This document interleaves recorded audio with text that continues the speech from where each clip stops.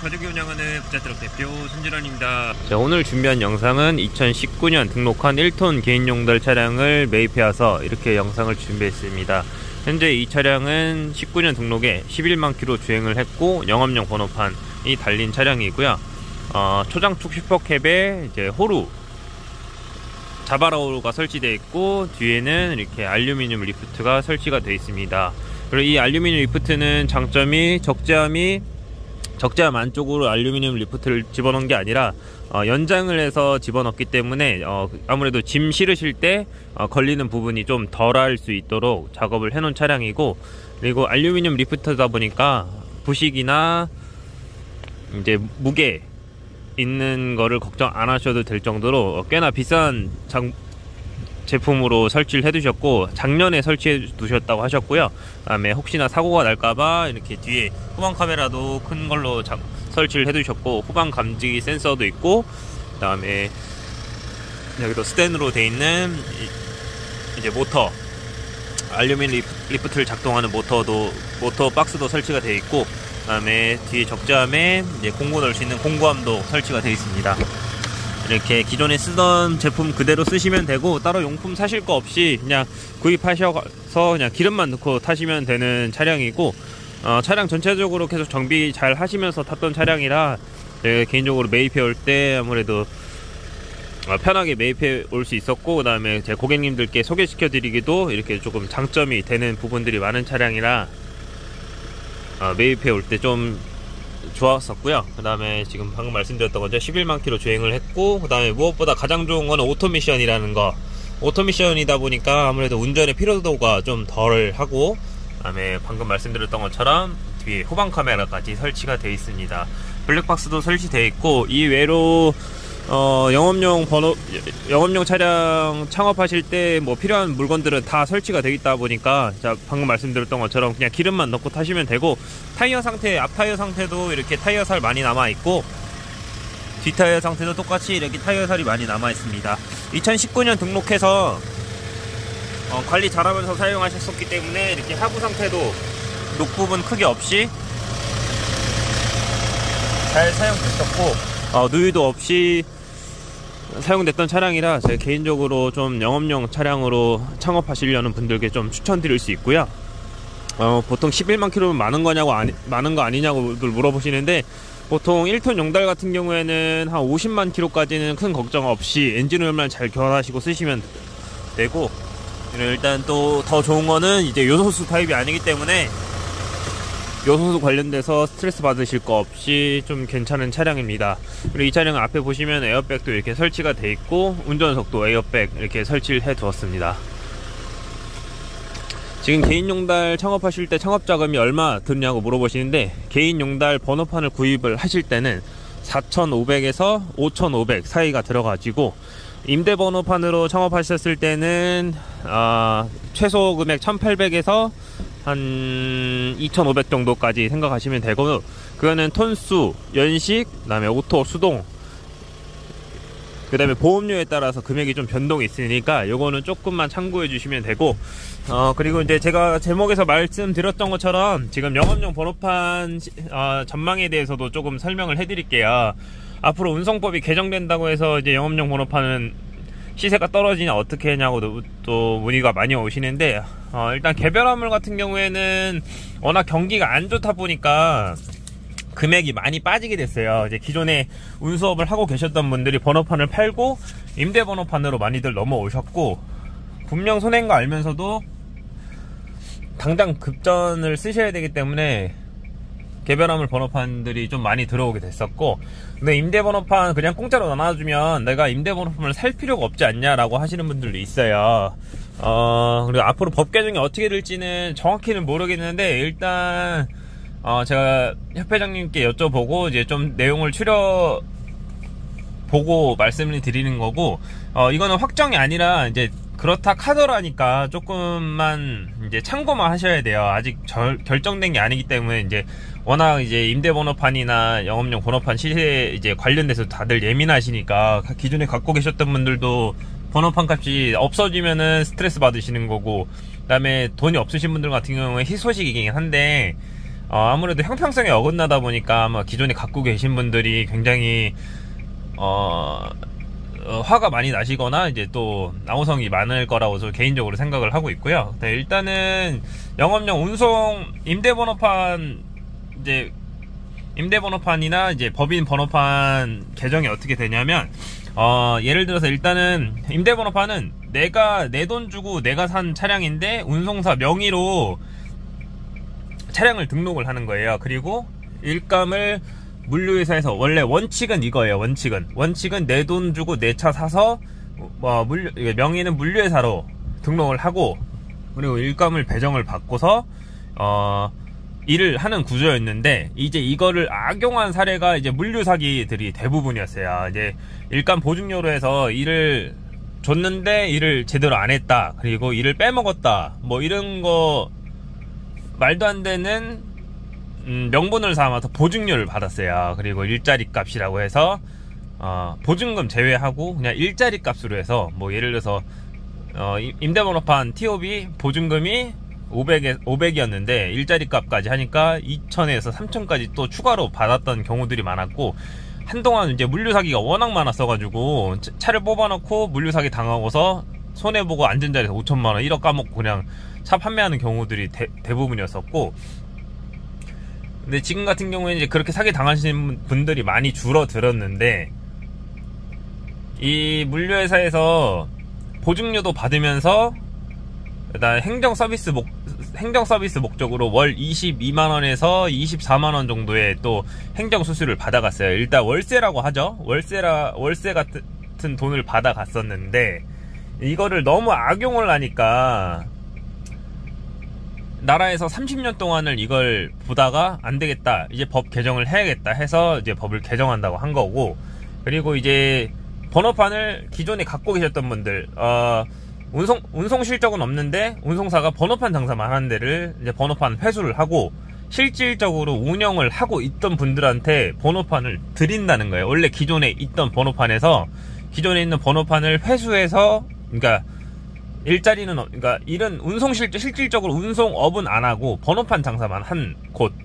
운송 실적이 없는 곳에 번호판을 회수를 해서 차주한테 준다는 거예요. 이제 일정 기간 이상 일을 하신 분들한테 무작정 주는 거는 아무래도 너무 형평성에 어긋나기 때문에 이제 나라에서 그렇게 바꾼다고 한 거고, 그리고 이제 또 이런 문제가 이렇게 나오게 한 거는 물류회사인데, 이 물류회사도 진짜 악덕 물류회사들이 많은 게, 차량 교체할 때 동의금이라고 해서 내가 차량을 내 돈 주고 내가 산 차를 내가 교체하겠다 하는데 물류 번호판 교체비라고 그게 또 나와요. 그것까지 받고, 그 다음에 보증료 등 뭐 이상한 말도 안 되는 명분을 삼아서 부당한 이제 돈을 요구를 한 경우들이 많아요, 물류회사에서.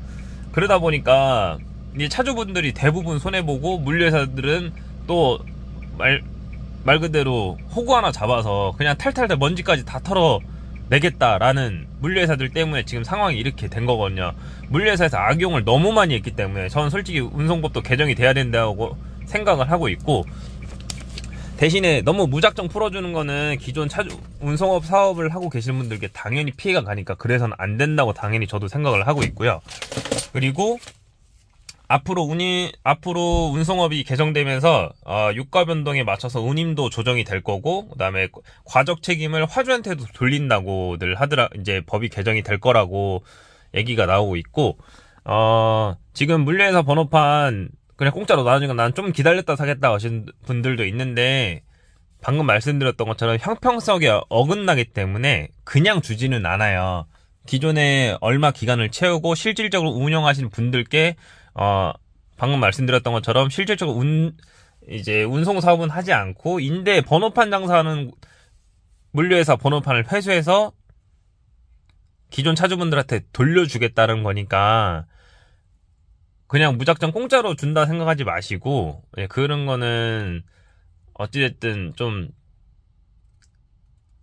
참고를 좀 해두셔야 되고, 그 외로 이제 운송사업이 계속 이제 운송사업 법이 개정이 확실히 되면 이제 그거에 대해서 다시 한번 영상을 올리게 될 텐데, 일단은 기존에 신규 사업 하시는 분들은 공짜로 받기는 어려울 거라고 생각을 해두셔야 되고, 받을 수 있을지언정 실질적으로 내가 물류회사에서 진짜 운송 실적이 있는 곳에서 번호판을 차주분들한테 무료로 나눠주는 경우가 생길 수도 있어요. 그 외로는 그냥 공짜로 받을 수 있을 거라고 생각하시면 절대 안 돼요. 전기 번호판 같은 경우에 물론 나라에서 전기차를 활성화 시키기 위해서 잠깐 풀어줬었지만, 그것처럼 쉽게 번호판을 받을 수 있다고 생각하시면 안 돼요. 전기 번호판도 받을 때 엄청 경쟁이 심했었고, 그리고 이제 임대 번호판을 받았다 한들 내가 나중에 그 번호판을 실질적으로 내가 사거나 팔고 할 수가 없어요. 왜냐하면 나라에서 그냥 임대 번호판을 임대해 준 거기 때문에, 택배 배짜 남바처럼 택배 남바도 실질적으로 거래가 할 수가 없어요. 내가 이 일을 안 하게 되면 번호판을 반납을 하셔야 되거든요. 그런 것처럼 그냥 공짜로 누가 주겠거니 받아 먹어야지 이렇게 생각하시고서 창업을 준비하시면 절대 안 된다고 저는 개인적으로 생각을 하고 있고, 그 다음에 그래서 그런지 지금 임대번호판 가격도 조금 더 많이 빠진 상태고, 많이는 안 빠지더라도 한 50만원 정도 빠진 것 같고요. 그 다음에 지금 개별화물 같은 경우에도, 개별화물은 임대번호판 때문에 빠진 건 아니고 경기가 안 좋으니까 가격이 좀 빠진 거고, 용달 같은 경우에는 진입장벽이 워낙 낮으니까 찾아오신, 이제 조금 더 비싸도 그냥 구입해서 일 하시는 분들 이 대부분이에요. 그리고 일이 잘 돼서 운수업을 창업하시는 게 아니에요. 제 앞전 영상에도 보면 다 말씀드리지만 이 직업은 큰 돈을 벌 수는 없어요. 그렇지만 정년이 없기 때문에 이 직업을 선택을 하셔서 일하시는 분들이 대부분이시고, 그리고 정말 열심히 하시는 분들 같은 경우에는 제가 이거 방금 보여드렸던 슈퍼캡 초장축 차량으로 일을 하시는 게 아니라 보통 1.2톤 일반 캡으로 해서 진짜 부지런히 일하시거나, 또는 3.5톤 광폭 윙바디로 해서 부지런히 일하시는 분들이 많아요. 제가 톤수 큰 차를 말씀을 안 드리는 거는 투자 대비 투자 원금 회수가 느려요. 어찌됐든 운송사업도 사업이기 때문에 원금 회수가 중요하거든요. 내가 1억짜리 차를 사서 1년, 2년 안에 그 원금을 회수할 수 있을 거라고 생각하시겠지만 정말 그게 힘들어요. 기름값 빼고 톨비 빼고 타이어값 빼고 오일값 빼고 나면은 내가 그 원금 회수하는데 최소한 못해도 3년 정도 걸린다고 늘 하셨거든요. 그렇기 때문에 제가 가장 가성비 좋은 거 1톤, 1.2톤 또는 3.5톤으로 창업을 하시라는 게, 투자 원금이 그렇게까지 많이 들어가지 않고 원금 회수가 정말 빠르기 때문에, 왜 투자 원금이 적게 들어갔기 때문에, 번호판 가격은 어찌됐든 보증금 개념이기 때문에 내가 나중에 돌려받을 수 있는 거라고 생각하시면 되고, 내가 실질적으로 투자한 금액이 정말 중요한 거예요. 차값에 내가 얼마가 들어갔는지, 그리고 그 돈을 얼마 만에 내가 회수를 할 수 있는지가 정말 중요한 거고, 정말 열심히 하시는 분들 같은 경우에는 3.5톤 한 7천만원 가까이 되는 차량을 1년 동안 진짜 부지런히 반잠 안 주무시면서 계속 일해서 1년 반 안에 갚으신 분들도 봤거든요. 신차 출고해서. 그런 분들처럼 열심히 살지 않는 이상 돈을 쉽게 벌 수는 없어요. 그리고 실질적으로 운송업을 해서 톤수가 아무리 커도 작은 톤수랑 별 차이가 없다고들 하세요. 왜냐하면 월세 내고 기름값 대고 뭐하고 나면 실질적으로 가져가는 게 많이 벌어봐야 700선에서 언더로 왔다 갔다 한다고 하셨거든요. 평균 1톤이나 1.2톤이 뭐 많이 버시면 300선에서 500선까지 번다고 하시고, 그리고 3.5톤 같은 경우에는 뭐 한 700에서 900 사이, 그거보다 더 벌 수도 있지만 이제 진짜 혹사시키면서 하시는 분들이 그렇게 버는 거고, 그렇게 하시는 분들은 합짐도 엄청 많이 해요. 그러니까 정말 부지런히 일하시는 분들이 그렇게 돈을 벌어 가시는 거고, 이 물류업이 그렇게 돈이 많이 벌리는 직업이 아니거든요. 그럼에도 직장 생활보단 나으니까 이렇게 오셔서 하시는 분들도 많고, 어찌됐든 운송업은 유동사업이기 때문에 워낙 힘도 많이 들고 사고 위험도 있기 때문에, 그래서 일반 직장인보다는 조금 더 가져가신다고 생각을 해요, 개인적으로. 그리고 이 일 같은 경우에는 스트레스는 좀 덜 하다고들 하세요. 직장 생활은 어찌됐든 내가 책임져야 될 부분이 너무 많으니까. 그리고 또 직장 상사도 있고, 뭐 자기보다 아래 상사들 눈치도 이제 아래 직원들 눈치도 봐야 되고, 이런 것들이 힘들기 때문에 운송사업을 한번 해보셨던 분들은 다시 또 운송사업으로 오게 되고 있거든요. 이렇게 해서 좀 서론이 좀 길었고, 운송업 창업에 대해서 또 궁금하신 점이나 또 운송업 변동 사항에 대해서 궁금하신 점 있으시면 언제든지 연락 주세요. 저도 계속 모니터링 하고 있으니까 또 변동 사항이 있는 대로 또 한번 영상 올리고, 그다음에 또 창업 준비하시는 분들께 조금이나마 도움이 됐으면 하는 바람으로 이렇게 영상을 준비했으니까요. 언제든지 궁금하신 점 있으시면 위에 연락처나 아래 홈페이지에서 차량 보시고 연락 주시면은 제가 최선을 다해서 진심을 다해서 상담을 도와드리겠습니다. 여기까지 가족이 운영하는 부자트럭 대표 손진원이었습니다.